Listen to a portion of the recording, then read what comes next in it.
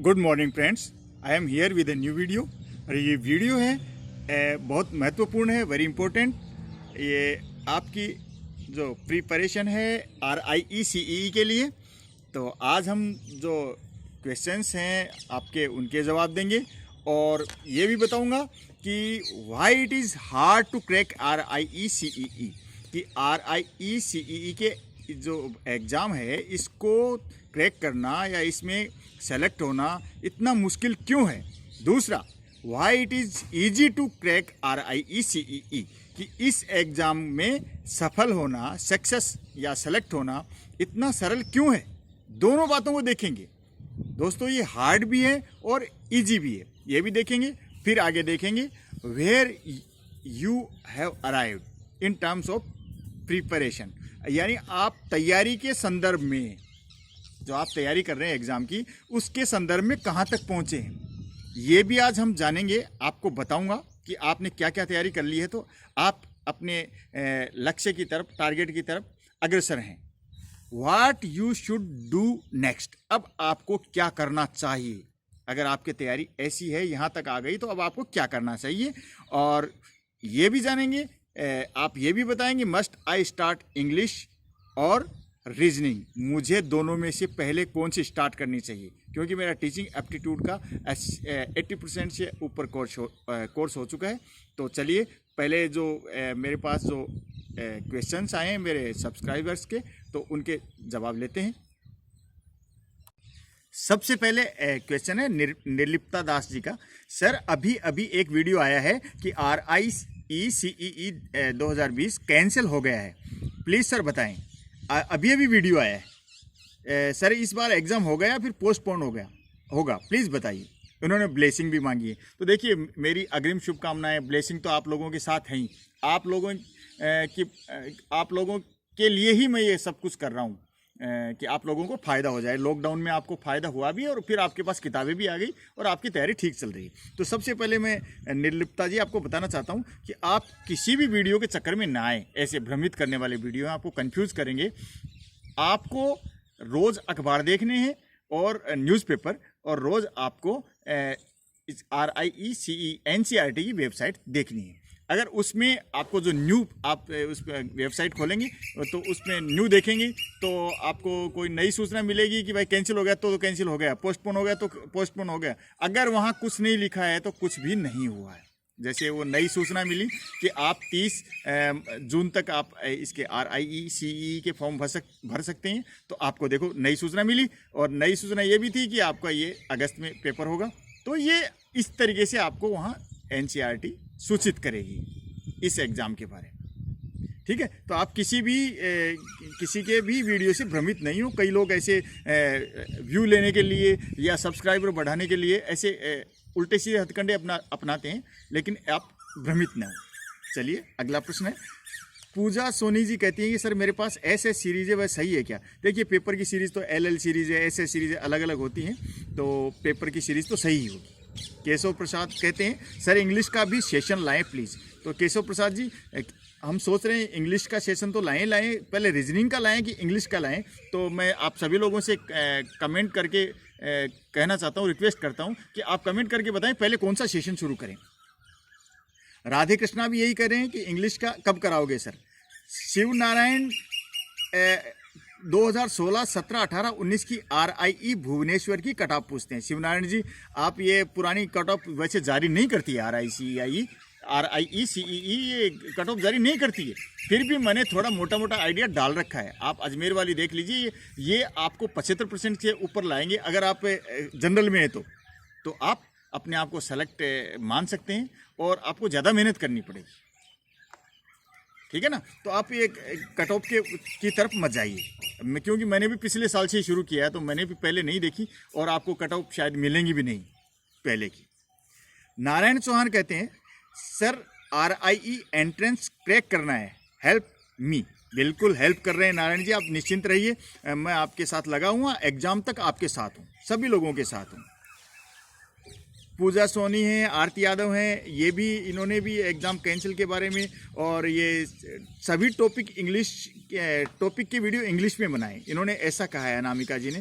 तो ऐसा है, देखिए मेरे हिंदी के सब्सक्राइबर भी हैं और हिंदी के लोग भी हैं देश में। ये पेपर हिंदी और इंग्लिश दोनों में होता है, तो हिंदी वालों कहाँ जाएंगे, हिंदी वाले कहाँ जाएंगे। इसलिए मैं कोशिश करता हूँ कि इंग्लिश और हिंदी दोनों में आपको ये पेपर हल कराऊँ। हालांकि बहुत मुश्किल काम है इंग्लिश और हिंदी दोनों में चलना, लेकिन फिर भी मेरी कोशिश है कि दोनों साथ लेके चलो। दिलीप उत्तम चंदानी जी कहते हैं, level of competition in RIE Ajmer क्या है सर? तो दिलीप जी मैं आपको बता देता हूँ, जनरल की सीट है 5 राजस्थान में। इसमें 9-10 स्टेट आते हैं, यूपी आ गया, हिमाचल प्रदेश, हरियाणा, दिल्ली, ये सब। किसी की 1 सीट है, किसी की 2 सीट है। सबसे ज़्यादा सीटें हैं यूपी की, 25 सीटें हैं। इसमें 11 सीटें जनरल की हैं। अगर आप राजस्थान से हैं तो राजस्थान की सीटें 5 हैं। 5 सीटें हैं, तो 5 सीटों में आपको अपना स्थान बनाना है। तो एक तरीके से कंपटीशन तो अच्छा है, लेवल ऊंचा है, लेकिन आप जिस तरीके से लगे हुए हैं, जिस तरह आपकी जिज्ञासा है, बार बार आप प्रश्न पूछते हैं, मुझे लगता है कि आप पूरी तरह समर्पित हैं इस तरफ। और मैं आपको एक बात और बता देता हूँ, टीचिंग से अच्छा व्यवसाय कोई सा भी नहीं है। नोबल प्रोफेशन बोलते हैं इसको। टीचर ही सब कुछ बनाता है, डॉक्टर भी टीचर, इंजीनियर भी टीचर बनाएगा, सब। टीचर को कोई नहीं बनाता, टीचर सबको बनाता है। तो इसको, इस व्यवसाय को सबसे ऊपर रखते हैं। आप लगे रहिए, मेरी ब्लेसिंग आपके साथ है। कुमार गौरव सर, आंसर पहले से मार्क न करें। तो कुमार गौरव जी, ये तो बात मैंने पहले ही मान ली है कि आजकल आंसर मैं पहले से मार्क नहीं करता। राम कल्लू जी रीजनिंग के लिए पूछ रहे हैं कि कब स्टार्ट करेंगे, और विशाल वो करेंगे जल्दी। विशाल कुमार जी हिमाचल प्रदेश से लिखते हैं कि RIE अजमेर के लिए अप्लाई किया है और क्रैक करना चाहता हूँ। बिल्कुल विशाल कुमार जी लगे रहिए, क्योंकि जो RIE अजमेर ही लगती, हिमाचल प्रदेश देखिए इनका एरिया बटा हुआ है। जैसे बिहार है, उड़ीसा है, उनके लिए पश्चिम बंगाल, उनके लिए भुवनेश्वर ही लगेगी। ऐसे राजस्थान है, यूपी है, हरियाणा है, हिमाचल प्रदेश है, इनकी RIE अजमेर ही लगती है। तो आपको अप्लाई तो यहीं करना है। तो आप बिल्कुल लगे रहेंगे तो क्रैक जरूर होगी आपसे। और babies food sir, RIE course के जॉब अपॉर्चुनिटी के बारे में बताइएगा, फ्यूचर में क्या लाभ होगा, विस्तार से वीडियो बनाइए। ये बहुत बढ़िया बात पूछी है इन्होंने, कि मैंने आपको पहले भी बताया है कि ये टीचर्स का जो जॉब है, जो नोबल प्रोफेशन माना जाता है। तो और RIE से अगर किसी ने BSc B.Ed, BA B.Ed या B.Ed या M.Ed किया है, उसकी इस देश में अलग ही छवि है, क्योंकि ये इंस्टीट्यूट है वो सिर्फ एजुकेशन को समर्पित है। RIE regional institute of education, यानी ये एजुकेशन को ही समर्पित है। एजुकेशन को समर्पित है, तो यहाँ जो पढ़ गया ना, वो फिर जो टीचर है गवर्नमेंट जॉब तो उसको मिल ही जाता है, लेकिन जो यहाँ से पढ़े गवर्नमेंट जॉब भी मिलता है, उसकी विशेष इज्जत होती है, खास इज्जत होती है, उसको जॉब मिल जाता है। वो इतना सीख के निकलता है वहाँ से, जो वहाँ का स्टाफ होता है हाईली क्वालिफाइड होता है। तो आप निश्चिंत रहिए, समय मिला तो मैं विस्तार से इसके बारे में वीडियो बनाऊंगा। स्नेहा चौहान लिखती है, pattern of the question paper for all group. तो मैं स्नेहा जी आपको बता देता हूँ, पैटर्न एक सा ही है, MCQ, यानी और सभी के लिए सिलेबस भी एक है, जो ग्रुप ABC के लिए, लेकिन डिफिकल्टी लेवल का डिफरेंस है बस। A के लिए थोड़ा सा कम है डिफ़िकल्टी लेवल, B के लिए थोड़ा ज़्यादा है, और C ग्रुप है उसके लिए डिफ़िकल्टी लेवल ऊंचा है, सबसे ऊंचा डिफ़िकल्टी लेवल है। तो आप समझ गई होंगी, डिफ़िकल्टी लेवल का ही फ़र्क है। जो A ग्रुप के लिए देंगे तो वो छोटे बच्चे 12वीं पास करके आएंगे, तो उनका डिफ़िकल्टी लेवल थोड़ा कम ही रहेगा। ठीक है, आप समझ गए होंगे। अब एक प्रश्न मेरे पास आया है, टीचिंग एप्टीट्यूड में पढ़ा रहा था कि सर ये जो हमारे पास बुक्स हैं, इसमें ये लिखा हुआ है टीचिंग एप्टीट्यूड के जो आंसर्स हैं, इनमें 0, 1, 2, 3, 0, 1, 2, 3 क्या है, मतलब क्या है? तो मैं पहले ये समझा देता हूँ आपको। तो फ्रेंड्स, ये जो स्टेट की एग्जाम्स होती हैं, उसमें टीचिंग एप्टीट्यूड में अलग तरीके से मार्किंग होती है। तो मैं बता देता हूँ कैसे। 18वां क्वेश्चन देखिए इसमें, लीडरशिप में, the chief aim of organising NCC and NSS programmes in college is. ये जो मुख्य उद्देश्य क्या है, NCC और NSS जो कॉलेज में चलती हैं, उसका उद्देश्य क्या है? A है entertainment, B physical development, C social welfare, और D लीडरशिप ट्रेनिंग। तो दोस्तों मैं बता देता हूँ, इसमें अगर आपने ए आंसर टिक किया है एंटरटेनमेंट मनोरंजन, तो आपको कुछ नहीं मिलेगा, 0 मार्क मिलेगा स्टेट के हिसाब से। अगर आपने बी किया है मार्क फिजिकल डेवलपमेंट शारीरिक विकास, तो आपको 1 अंक मिलेगा। आपने सी किया है सोशल वेलफेयर, तो आपको 2 अंक मिलते हैं। और डी किया है तो लीडरशिप ट्रेनिंग, तो आपको पूरे 3 मार्क्स मिलते हैं। लेकिन आप सुन लीजिए, RIECEE में अगर आपने डी किया है लीडरशिप ट्रेनिंग, तो आपको 3 अंक, ये आपको 2 पूरे अंक मिलेंगे, नहीं तो आपके माइनस मार्किंग होगी। ये स्टेट का एग्जाम नहीं है, स्टेट एंट्रेंस में जैसे राजस्थान में ये पैटर्न चलता है, लेकिन ये मार्किंग पैटर्न RIECEE में नहीं चलता है। लेकिन आपकी जो बुक्स हैं उसमें इस तरीके से दिया हुआ है, दिखा देता हूं आपको। ये देखिए लीडरशिप का ये आंसर है 18वां 18 0 1 2 3। तो जो 3 आंसर जहां है उसी को आप सही मान के चले। ये जहां 3 आंसर मिल रहा है आपको, यहाँ 3 मिल रहा है, जैसे 32 क्वेश्चन है, इसमें 3 आंसर है, यानी पूरे मार्क्स इसमें मिलेंगे। तो इसका मतलब है RIECEE में आपको ये मार्क करना, बी मार्क करना है, ठीक है, यही मार्क करेंगे आप स्टेट के हिसाब से नहीं चलेंगे। यानी सबसे अच्छा विकल्प होगा, उसी में आपको अंक मिलेंगे। तो फ्रेंड्स अब जो मेन जो क्वेश्चंस हैं उनकी तरफ चलते हैं। Why it is hard to crack RIECEE, ये इतना मुश्किल क्यों है इसको तोड़ना? तो दोस्तों सबसे पहली तो बात ये है कि इसमें एक सीट के लिए हजारों लोग बैठते हैं, इसलिए मुश्किल है। एक अनार 100 बीमार, एक कहावत है। तो एक सीट के लिए हजारों लोग बैठते हैं, तो कंपटीशन भी अच्छा होगा। कंपटीशन अच्छा सोचिए, एक स्टेट में एक स्टेट के लिए एक सीट है, जैसे हरियाणा SP है, इनके लिए दिल्ली एक सीट, राजस्थान के लिए 5 ही सीट है, यूपी के लिए इतना बड़ा, जैसे पाकिस्तान जितना बड़ा है, 16 करोड़ 22 करोड़ के लगभग लोग हैं वहाँ, और सीट है वहाँ पे टोटल 25। तो 1 करोड़ लगभग 1 करोड़ पे एक सीट हो रही है। राजस्थान में कितने लोग हैं, कितनी सीट हैं, समझ गए होंगे आप।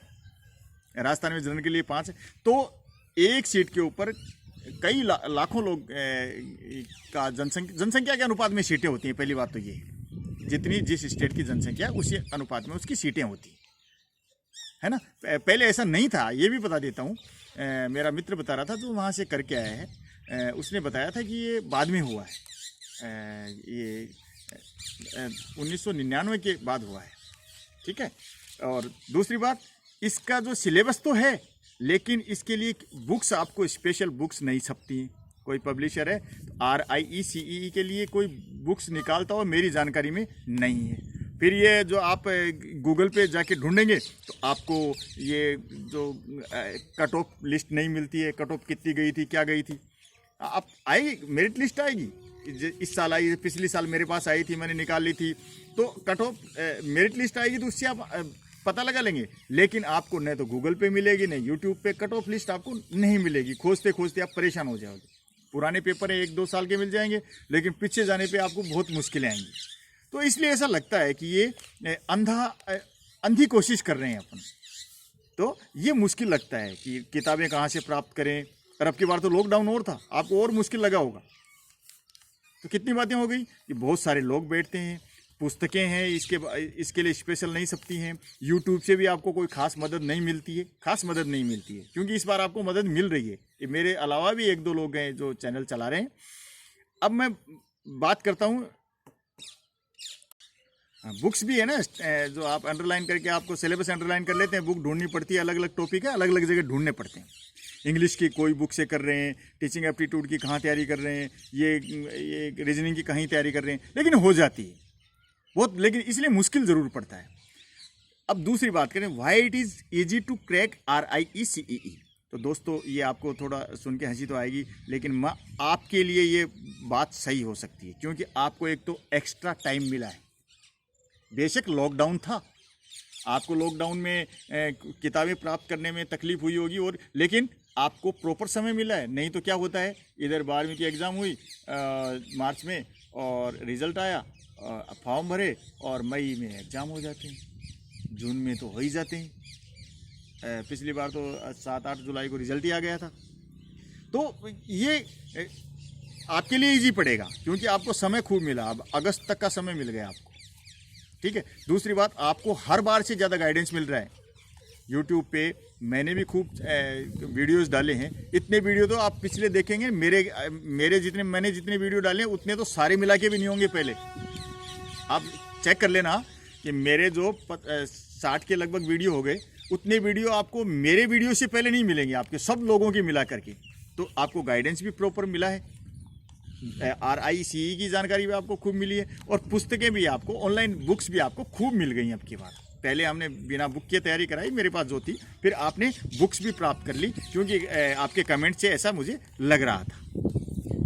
दूसरी बात कि इसका सिलेबस इतना फिक्स है कि आपको GK वगैरह में ज़्यादा नहीं पूछते। फिक्स है, आपको रीजनिंग में ये पूछना, ये टॉपिक्स हैं, इंग्लिश के टॉपिक्स ये हैं, और आपके ये जो टीचिंग एप्टीट्यूड के टॉपिक्स ये हैं। इसमें से ही पूछेंगे, ये सिलेबस से इधर उधर नहीं जाते हैं। तो इसलिए भी ये इजी पड़ता है कि आपको इसी टाइप की तैयारी करनी है। लेकिन एक सलाह दूंगा आपको, टीचिंग एप्टीट्यूड में आपको 2-3 बातें याद रखनी है। शिक्षा से संबंधित जो ये नवाचार हो रहे हैं कि वो शिक्षा 1968 की शिक्षा नीति है, भारत के जो पहले शिक्षा मंत्री थे, आज के शिक्षा मंत्री हैं, जो मानव संसाधन विकास मंत्री हैं, 1-2 ऐसे प्रश्न जो सीधे सीधे इनसे संबंधित हैं, शिक्षा से संबंधित हैं, वो आप प्रश्न जरूर याद करेंगे, उनके उत्तर जरूर याद करेंगे। इंडियन एजुकेशन पॉलिसी है, एजुकेशन मिनिस्टर हैं, और करंट जो पॉलिसीज़ हैं, करंट जो न्यूज़ हैं एजुकेशन से संबंधित, उनसे आप जुड़े रहें। ठीक है दोस्तों, तो ये आपके लिए इजी पड़ेगा। अब बात करते हैं where you have arrived in terms of preparation. आप तैयारी के लिहाज से कहाँ पहुँचे। तो दोस्तों, अगर आपने मेरे ये टीचिंग एप्टीट्यूड के वीडियो देखे तो 80% तैयारी हो चुकी है आपकी टीचिंग एप्टीट्यूड की। और मैं आपको बता देता हूँ, अगर आप मेरे सारे वीडियो देख लेंगे और मैं सारा सिलेबस डालूंगा, उसके बाद मैं 90 से 95%, 90 to 95% क्वेश्चंस इसमें से आएंगे, ऐसा मेरा पक्का मानना है। पिछली बार के हिसाब से देखो, मैं दावा नहीं करता हूँ, लेकिन जो मैं पिछली बार मैंने तैयारी करवाई थी उस हिसाब से 90 to 95% जो क्वेश्चंस हैं वो जो मैं तैयारी करवा रहा हूँ उसमें से आएंगी। हाँ, आगे अब आपने इंग्लिश में अगर कर लिया है, इतना पोर्शन ही कर लिया, तो अब मैंने करवाई नहीं तैयारी, इसलिए मैं कहूँगा नहीं, और रीजनिंग की भी मैंने नहीं करवाई है। तो आप देख लीजिए, इतनी तैयारी हो गई है, तो आप नज़दीक है। 1 महीने और 5-7 दिन बचे। मैं अब इंग्लिश या रीजनिंग शुरू करूँगा, आप कमेंट करके बताइएगा मुझे क्या शुरू करना चाहिए। क्यों, कोर्स मेरे को ये भी करवाना है। ये 60 नंबर ही नहीं लेने आपको, 60 आपको रीजनिंग के भी दिलाऊँगा, कोशिश करूँगा, और इंग्लिश के भी। तो आप ये बता देना, और फिर मैं बता दूंगा आप कहाँ पहुँचे तैयारी पे। What you should do next.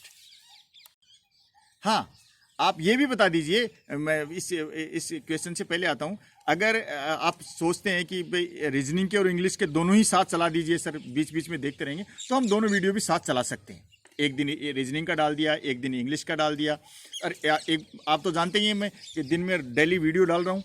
अगर कभी कभी तो मैंने दिन में 2 वीडियो भी डालें, तो आप बता दीजिए जैसा भी हो, तो जिससे मेरे को दिक्कत तो आती है, लेकिन फिर भी मैं कोशिश करूँगा कि एक दिन में 2 भी डाल दूँ, या फिर एक दिन एक। रस्तोगी की पुस्तक और इसी बीएड वाली पुस्तक से मैं BSc बीएड और रस्तोगी की पुस्तक भी मेरे पास है, BA बीएड और सिर्फ बीएड, ये पुस्तकें मेरे पास, तो मैं तैयारी करवा सकता हूँ। अब आपको क्या करना है, अब आपको दिन रात मेहनत करनी है दोस्तों।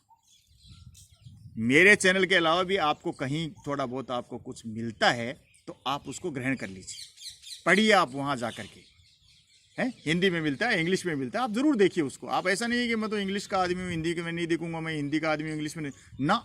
जो भी आपको मटेरियल मिलता है, क्योंकि सीमित मटेरियल है आपके पास, जो भी मिलता है, उपकार का मिलता है उपकार का देख लो, अरिहंत का मिलता है अरिहंत का देख लो, किसी का खुद का अनुभवी आदमी का मिलता है, एक्सपीरियंस कोई व्यक्ति है उसका मिलता है, उसका देख लो, आप बस देखते रहो। ठीक है, अरे प्रीवियस पेपर तो आपने देख ही लिए, तो प्रीवियस पेपर है उनको देखते रहिए, और ये बुक्स देखते रहिए आप। ये बात हम कर ही चुके हैं, मस्ट आई स्टार्ट इंग्लिश और रीजनिंग। आप बता दीजिए मुझे पहले कौन सा करना है, और अगर आप कहेंगे तो मैं दोनों साथ भी शुरू करवा सकता हूँ।